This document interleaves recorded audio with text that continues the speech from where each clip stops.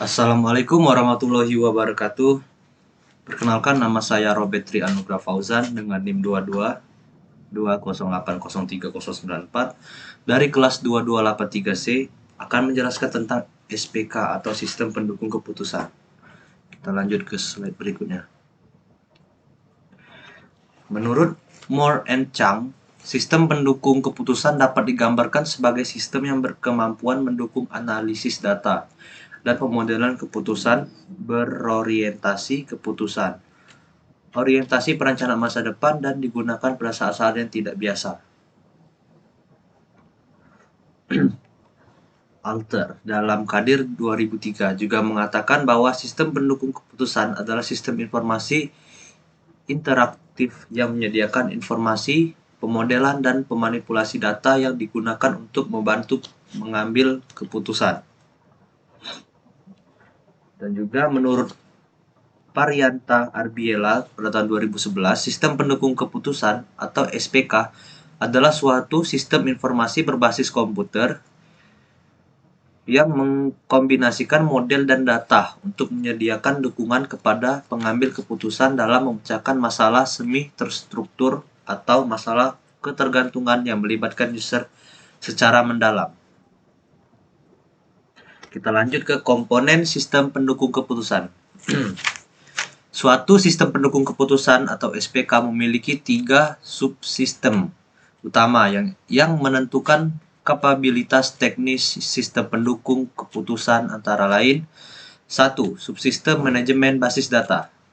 Subsistem ini merupakan komponen SPK penyedia data bagi sistem. Data tersebut disimpan dalam basis data yang diorganisasikan oleh DBMS. Basis data dalam SPK berasal dari sumber internal dan eksternal. Yang kedua, subsistem manajemen basis model. Model adalah peniruan dari alam nyata. Model ini dikelola oleh model base. Yang ketiga, subsistem dialog. Melalui sistem dialog inilah sistem artikulasikan dan diimplementasikan sehingga pemakai dapat berkomunikasi dengan sistem yang dirancang.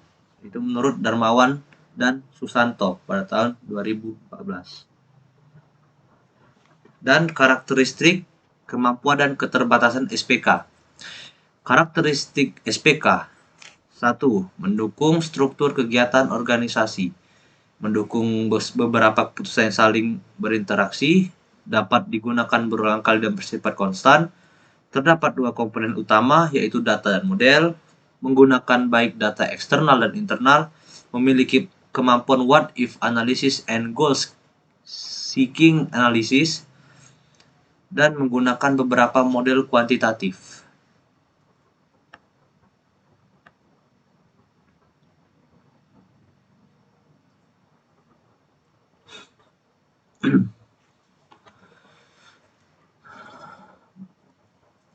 Dan lanjutannya ialah menunjang pembuatan keputusan manajemen dalam menangani masalah semi-terstruktur dan tidak terstruktur. Membantu manajer pada berbagai tingkat manajemen, mulai dari manajemen tingkat atas sampai manajemen tingkat bawah. Menunjang pembuatan keputusan secara kelompok maupun perorangan.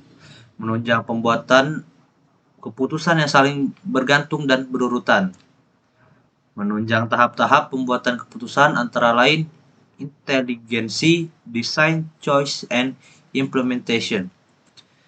Menunjang berbagai bentuk proses pembuatan keputusan dan jenis keputusan, kemampuan untuk melakukan adaptasi setiap saat dan bersifat fleksibel, kemudahan melakukan interaksi sistem, meningkatkan efektivitas dalam pembuatan keputusan daripada efisiensi, mudah dikembangkan oleh pemakai AHI, kemampuan pemodelan dan analisis pembuatan keputusan, kemudahan melakukan pengaksesan berbagai sumber dan format data.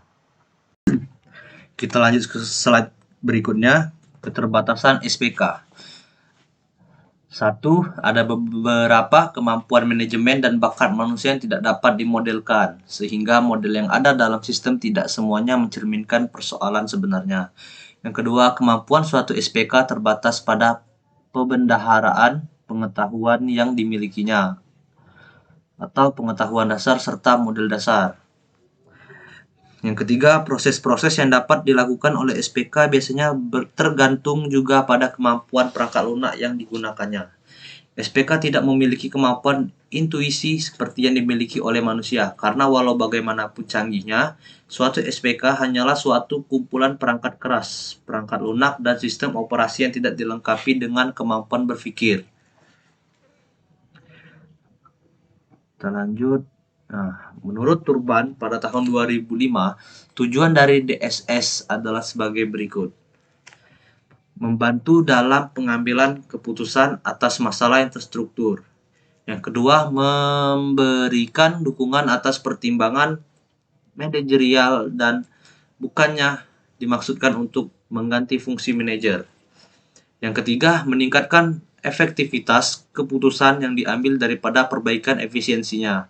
Yang keempat, kecepatan komputasi. Yang kelima, meningkatkan produktivitas. Yang keenam, dukungan kualitas. Yang ketujuh, berdaya saing. Yang kedelapan, mengatasi keterbatasan kognitif dalam pemrosesan dan penyimpanan. Kita lanjut. Nah, ini adalah jenis-jenis DSS berdasarkan tingkatan. Yang pertama, DSS pengambilan elemen-elemen informasi. Yang kedua, DSS pembuatan analisis seluruh file. Yang ketiga, DSS pembuatan laporan dari berbagai file. Yang keempat, DSS yang memperkirakan akibat keputusan. Yang kelima, DSS yang mengusulkan keputusan. Yang keenam, DSS yang membuat keputusan. Lanjut. Ini tahap pengambilan keputusan. Menurut Hubert A. Simon, tahap pengambilan keputusan dibagi menjadi 3, yaitu 1. Tahap pemahaman intelligence phase, merupakan proses penelusuran dan pendeteksian dari lingkup problematika serta proses pengenalan masalah. Data masukan diperoleh, diproses, dan diuji dalam rangka mengidentifikasikan masalah. Yang kedua ialah tahap perancangan atau design phase, proses pengembangan dan pencarian alternatif tindakan atau solusi yang dapat diambil. Tersebut merupakan representasi kejadian nyata yang mengetahui keakuratan model dalam meneliti masalah yang ada. Yang ketiga ialah tahap pemilihan, choice phase. Pemilihan terhadap di antara berbagai alternatif solusi yang dimunculkan pada tahap perencanaan agar ditentukan atau dengan memperhatikan kriteria-kriteria berdasarkan tujuan yang akan dicapai. Tahap implementasi atau implementation phase, penerapan terhadap rancangan sistem yang telah dibuat pada tahap perancangan serta pelaksanaan alternatif tindakan yang telah dipilih pada tahap pemilihan.